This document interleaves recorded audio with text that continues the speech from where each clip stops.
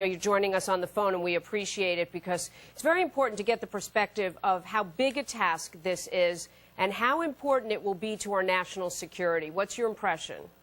Well, it's extremely difficult to swiftly analyze the large quantity of intel that's been gathered. This is what's called SSE, or sensitive site exploitation, and as you say, some of it may be encrypted, some of it's obviously in foreign languages.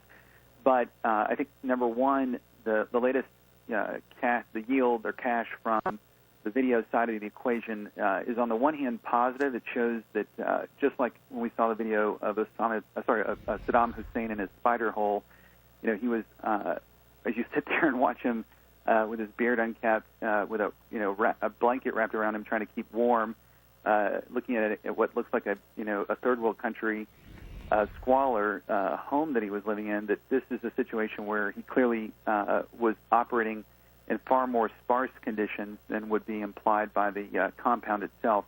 On the negative side of the equation, though, it does show that he is operationally involved with the video, with the media part of the equation, and the Internet world and the real-time world that we live in.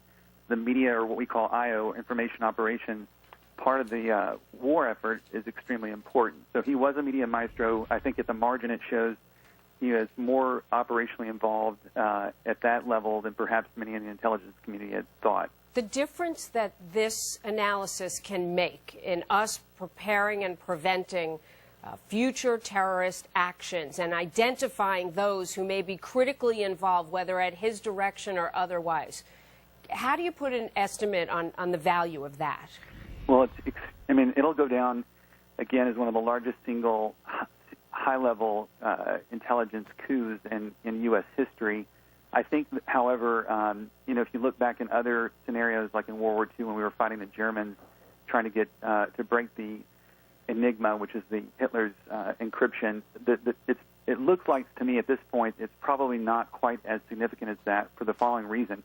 If it had yielded immediate actionable intelligence, particularly with regard to plots on the homeland, you would have seen Department of Homeland Security initiate what they call the imminent level threat under the new National Terrorism Alert System. They haven't even gone to imminent, much less what's called elevated. So that tells us that unless they're consciously not revealing information that is imminent, which I don't believe, and this is a situation where, as we saw on the release of low-level alerts to providers of transportation infrastructure, that there is some non-specific intel that's been yielded so far. Okay, very interesting. Chad Sweet, I got to leave it there because we're going to take a quick break, and on the other side, Catherine Harridge has some new details for us, so keep it right here.